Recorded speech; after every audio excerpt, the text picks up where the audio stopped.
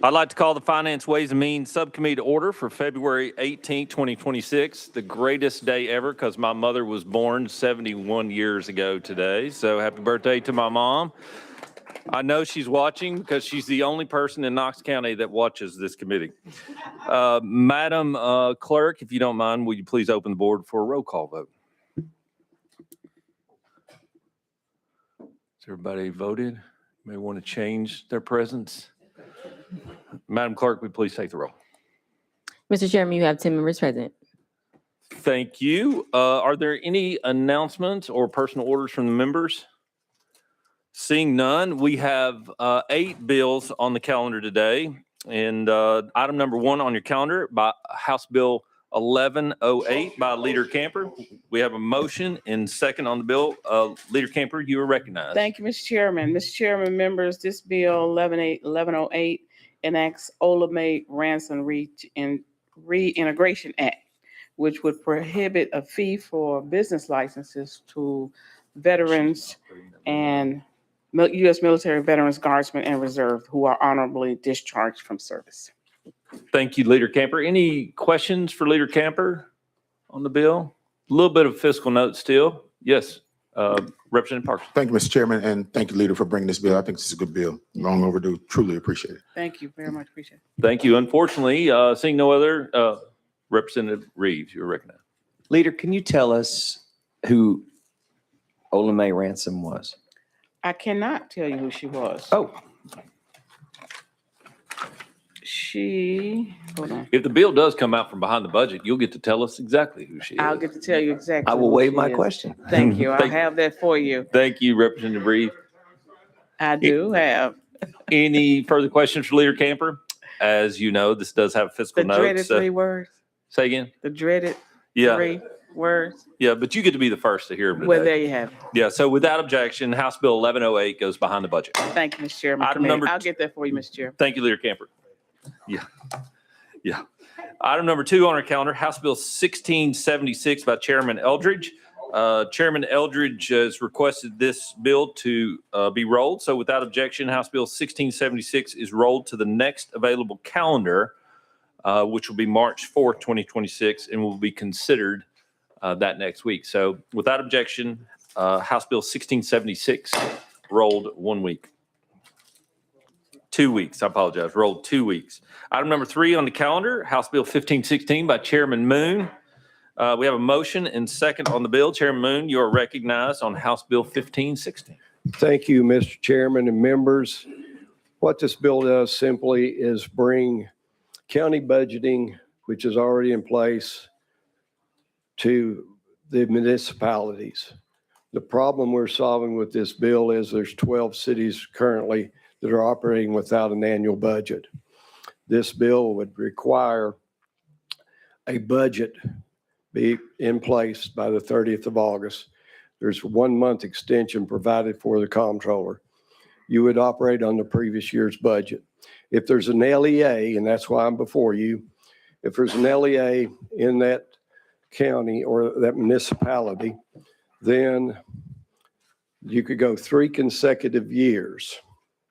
At the end of the third consecutive year, there would be a 3% increase in that school budget.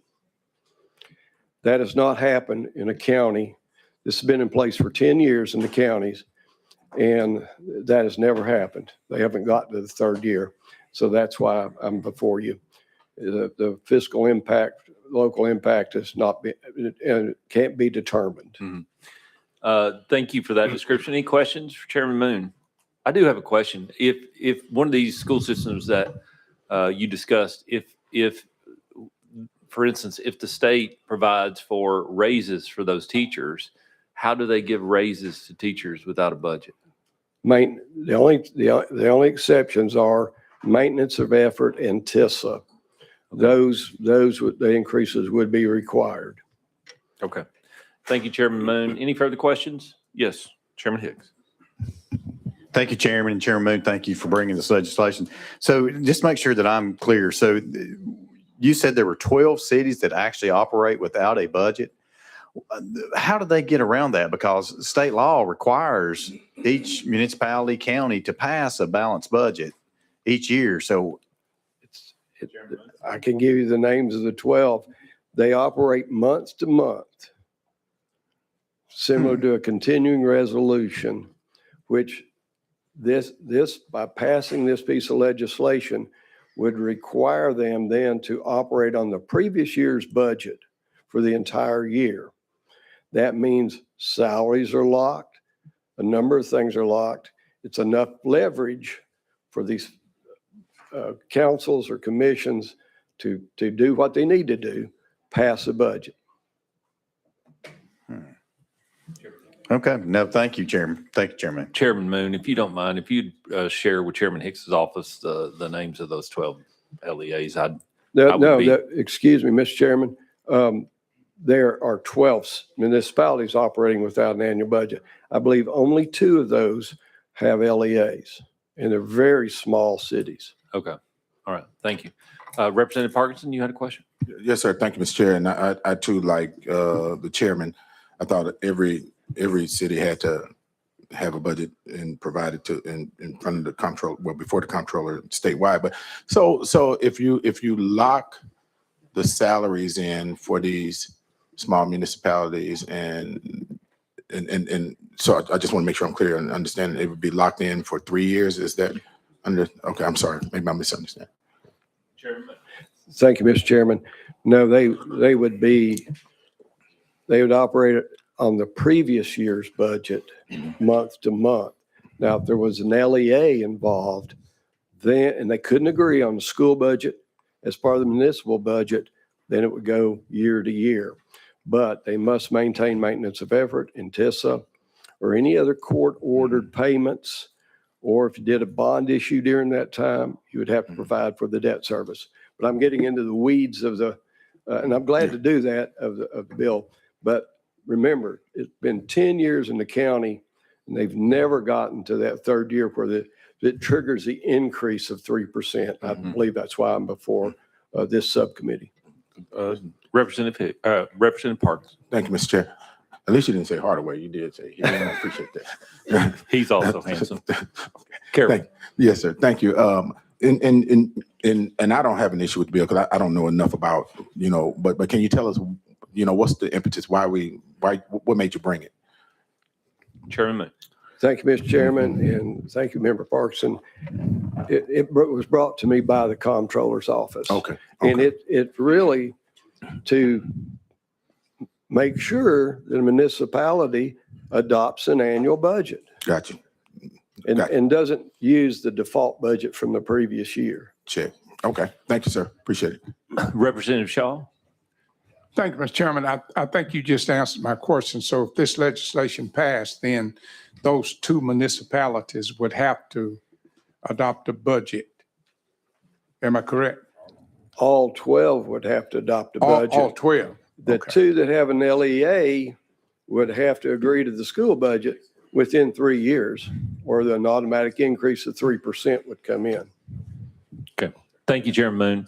Any further questions? I do have legal, I think some further clarity to this. So without objection, we're going to go out of session to hear from Joel Hayes, legal counsel. Joel Hayes, Office of Legal Services. In response and in line with some of the recent questions, Section 3 of this bill deletes Tennessee Code Annotated Section 656.210, which is the statute that authorizes the carryover of appropriations by municipalities. And that reads, if for any reason a budget ordinance is not adopted prior to the beginning of the next fiscal year, the appropriations for the last fiscal year shall become the appropriations for the next fiscal year until the adoption of the new budget ordinance. So this legislation is removing that authority of municipalities to continue to use the previous year's budget. Thank you. Yes, Representative Parkinson. And so basically what it sounds like to me, and maybe, and you correct me if I'm wrong, is taking those 12 and putting them in the same operating space as the rest of the state. Is that kind of when it comes to budget reporting, is that kind of? Well, it's limiting the ability of municipalities to essentially continue operating off of the previous year's appropriations, and the rest of the legislation, this bill instead sets it up with a 2-month period that they can continue operating with possible of 30-day extension beyond that, or 1-month extension beyond Gotcha. that. Okay. Okay. Thank you, sir. Thank you. Mr. Any Chair. further questions from legal? I did learn something today. I don't have to go out of session to hear from Joel because he's sitting in a rotating chair.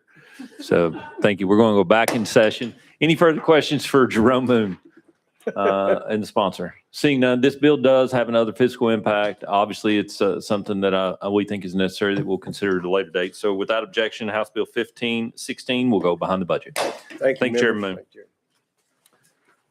Thank you. Item number 4 on your calendar, House Bill 1027 by Vice Chairman Gillespie. We have a motion and a second. Chairman, I think you have an amendment that you would like to put on this bill, drafting code 013046. That is correct. Thank you. And may I address from the chair? Yes, it is a House rule to address from the chair. The drafting code, could I get a motion and second? We have a motion and second on amendment 013046. Vice Chairman Gillespie, you're recognized on the amendment. Thank you very much, Mr. Chairman and committee. What this really is doing, it's the Memphis Victims Act. This has been a bill that Chairman Russell has carried the last couple of years. And what we're really trying to do is capitalize on all the great efforts that are happening in Memphis right now. And extending that to allow for some additional resources and DNA collection, recruitment, retention, and data collection. That's really the basis of this bill. I know that it has a fairly large fiscal note, and I am working behind the scenes with multiple departments and the governor's office on that. But with that, I renew my motion. Thank you. We are on the amendment, drafting code 013046. All those in favor of the amendment say aye.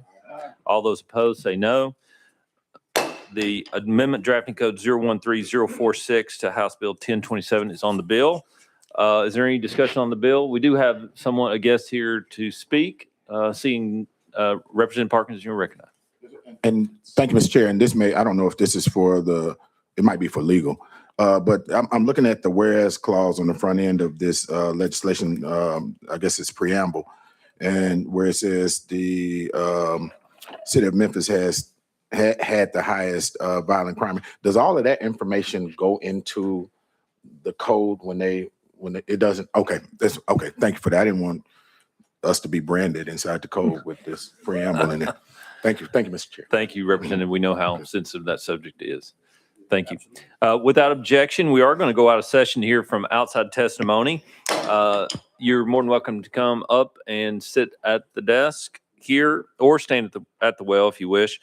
We do limit your initial words to 3 minutes, but members will ask questions. And Jennifer, pronounce your last name for me so I don't butcher it.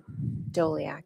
Oh, well, it is phonetically. We have Miss Easier Jennifer than it looks. Doliak with Arnold Ventures. She's here in support of the legislation. You recognize. If you don't mind, please state your name for the record. Jennifer And Doliak. you may begin. Great, thank you. Good morning, and thank you for the opportunity to testify in support of the Memphis Victims Act. My name is Jennifer Doliak. I'm an academic economist and the Executive Vice President of Criminal Justice at Arnold Ventures. I'm also the author of a new book that's coming out next week called The Science of Second Chances, which talks about the best cutting-edge research on how to reduce crime and improve outcomes for everyone who encounters the criminal justice system. When it comes to preventing violent crime, the research is clear that what matters most is increasing the likelihood that a would-be offender will be caught and held accountable. The fear of being apprehended looms much larger in people's minds and serves as a greater deterrent than the severity of any punishment they may eventually endure. People simply don't think they're going to get caught. And in too many places, they're right. In Memphis last year, just 38% of homicides were cleared. Only 20% of all violent crimes and 12% of sexual assaults resulted in an arrest. These rates are unacceptable. While crime in Memphis fell last year, as it did in most major cities across the United States, communities cannot flourish and victims cannot get justice when serious crimes are committed with impunity. Increasing a young person's fear of being apprehended and held accountable is good. An even better idea is to help young people avoid the rash thinking that leads them to commit crimes in the first place. Is that possible? Happily, the answer is yes. We now have several studies that show programs using cognitive behavioral therapy, or CBT, targeted at teens and young adults can reduce future violence. In some cases, the CBT was embedded in a jobs program or some fun activity that made the young person eager to engage in therapy. Whatever the hook, it's clear that CBT programs put young people on a better path, one that avoids violence and criminal justice involvement. The two findings I've discussed about the importance of solving more crimes and the violence reduction benefits of CBT form the basis of the Memphis Victims Act. And for that reason, I'm very happy to support the bill. The bill creates a violent crime clearance grant fund that could be used by law enforcement or judicial branch agencies in Memphis for three purposes. First, improving strategies and initiatives aimed at increasing violent crime clearance rates, including technical assistance, information systems, and law enforcement equipment or technology. Second, expanding and scaling evidence-based CBT programs for juveniles adjudicated delinquent and diversion-eligible juveniles prior to adjudication. And three, increasing recruitment and hiring of personnel assigned to investigate violent crimes or collect, process, and test forensic evidence. I want to thank the bill's sponsors for including strong evaluation language. I'm an academic, after all. The bill requires the state to enter into an agreement with a qualified research partner to collect and analyze data to assess program outcomes. By including this language, the legislature can not only help to reduce violent crime in Memphis, but it can also ensure that any lessons learned from this effort can be used to save lives and reduce crime in other parts of the state and even around the country. So thanks again for the opportunity to testify, and I'd be happy to answer any questions you all might have. Thank you, Mrs. Doliak. Do we have any questions for Ms. Doliak? Seeing none, we will go back into session. Thank you very much for your testimony today. We are back in session. Any questions from the members on the bill? All right, without objection, as Chairman Gillespie did say, this does have a fiscal impact. So without objection, House Bill 1027 will go behind the budget. Item number 5 on your calendar, House Bill 1722 by Representative Brooks. Representative Brooks, you are recognized on House Bill 1722. Thank you, not Mrs. Speaker, I'm sorry. Thank you for the promotion. Thank you, Mr. Chairman and committee members. This bill would create a grocery tax holiday on the 5th day of every month. It would include a micro markets and vending machines. I ask for a favorable vote. Thank you for that description of the bill. Do we have any questions for Representative Brooks? Seeing none, this bill does have a fiscal impact. So without objection, House Bill 1722 will go behind the budget. Thank you so much. For not giving me a hard time. Item number 6 on your calendar, House Bill 1792 by Representative Fritz. There he is. We have a motion and a second on the bill. Representative Fritz, you are recognized on House Bill 1792. Thank you, Mr. Chairman and committee. House Bill 1792 basically removes the state's portion of sales tax from all purchases from those food items included on the WIC list. I offer this for a couple reasons. I think it's a good measured approach at reducing state grocery sales tax in Tennessee. I think that's important. I think it will take advantage of what many refer to as the Laffer curve. And often that when we reduce taxes, we actually increase revenue that come into the state's coffers. I think there's some of that effect. The bill does have a fiscal note. I'm sure you all have looked at. It's about $160 million. It's a little up from when I carried this bill a couple of years ago. But I would offer that Laffer curve has proven true over the test of time, and it's hard to approximate that through F&A. According to the U.S. Department of Agriculture's Economic Research, food at home groceries prices averaged a 2.6% increase each year for the last 20 years. They're expected to increase 1.7% in 2026. According to the USDA Economic Research Service, as of 2023, households in the lowest income bracket spent 32.6% of their after-tax income on food. Those in these lowest tax brackets include our senior citizens, those on fixed incomes, and our young families. According to the calculations conducted by the Federal Reserve Banks, on the value of the dollar, a 2025 dollar buys 9% less than a 2022 dollar. By removing this 4% sales tax on groceries from these food items, we can only make up about half of the inflation that has been felt and reduce the purchasing power of the average Tennessean but it does move us in the correct direction. You may ask why we chose to just put this on WIC items. Our grocery stores are already set up infrastructure-wise to be able to support that, and it doesn't become something that's laborious on industry to execute this. I would offer that this puts our Tennessee families, while it is equal in taxation and the taxation break that it gives, it does have probably a more proportional benefit to those senior citizens and to those young families. And so with that, Mr. Chairman, I'd ask for a favorable motion. Thank you, Representative Fritz. Any questions for Representative Fritz? Seeing none, this bill does have fiscal impact. So without objection, House Bill 1792 will go behind the budget. Thank you, Mr. Chairman. Thank you, Representative Fritz. Item number 7 on your calendar, House Bill 1517 by Representative Langford. We have a motion and second on the bill. Representative Langford, you are recognized on House Bill 1517. Thank you, Mr. Chairman and committee. House Bill 1517 comes to us from the Comptroller's Office, makes government work better by simplifying the mineral severance tax reporting. This bill clarifies the due date for the annual report and will make it consistent with due dates of similar county reports submitted to the state. And it removes the comptroller from being a recipient of the annual report and clarifies the reports are subject to audit by the Comptroller's Office. So essentially removes a duplicate report because they already received the mineral severance report through their annual audit. And there is no fiscal impact on this. Thank you, Representative Langford. Representative Parkinson with a question. Thank you, Mr. Chair. The remarks that you just gave in regards to this bill, did that come from ChatGPT? Representative Langford. No, Representative, that came from the Comptroller's Office. Did the Representative Parkinson. Thank you, Mr. Chair. Did the comptroller get it from ChatGPT? Did you check? Representative Langford. I did not confirm that with the office, but they are here today and we can defer to them if needed.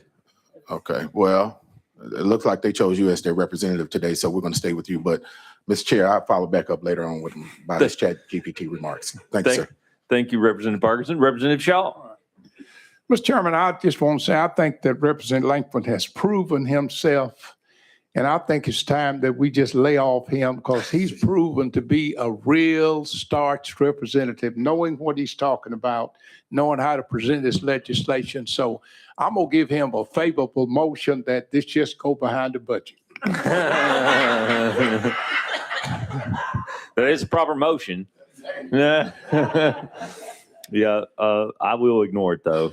Thank you, Representative Shaw. Chairman Hicks, you are recognized. Thank you, Mr. Chairman. I'm a lot like Representative Parkinson. I have a couple of questions. I can't figure out for the life of me, and I checked with ChatGPT and just making sure, but this is not significant. What in the world are you doing in here? Representative Langford. I am just assigned to this committee and presenting as I was assigned. Chairman Hicks. Well, it extends from 30 to 90 days. So whose fault is this? Is it the counties because they can't do it fast enough, or the comptrollers because they can't read it fast enough? I just want to know who to blame to lay on. I got a call from the comptroller. I don't know if he was trying to explain or what, but do you have any comments on whose fault this might be that these reports aren't getting filed when they should be? Representative Langford. I have confidence in our comptroller as well and know that he just works to make government better each day he's on the job. Well done. He's got him polished. You're going to do fine. Representative Langford, I know this is your first time in here, so congratulations. And we're certainly happy to have you down here. And we look forward to seeing you prosper while you're here. So thank you for being here. Yeah. Out of order. No, I'm just kidding. Any further questions for Representative Langford? Seeing none, this bill does not, we are going to vote on the bill. So Madam Clerk, please open the board for a vote. All those in favor of House Bill 1517 moving to full finance, please vote aye. Those opposed, vote no. Has everyone voted? Would anyone like to change their vote again? Hearing none, seeing none, Madam Clerk, will you please take the vote? Mr. Chairman, you have 11 ayes, 0 noes. The ayes do have it. House Bill 1517 moves to full financing. Congratulations, Representative, on being the youngest member of the Tennessee General Assembly. Thank you. House Bill 1517 moves to full finance. Thank you. Thank you. Item number 8 on your calendar, House Bill 1842 by Representative Miller Representative Miller has requested to roll this bill for 3 weeks. So without objection, House Bill 1842, 3 weeks. That completes our calendar for the day. Do we have any further business from the members? You are not recognized. Although that is a pretty color. I see none, so we stand adjourned.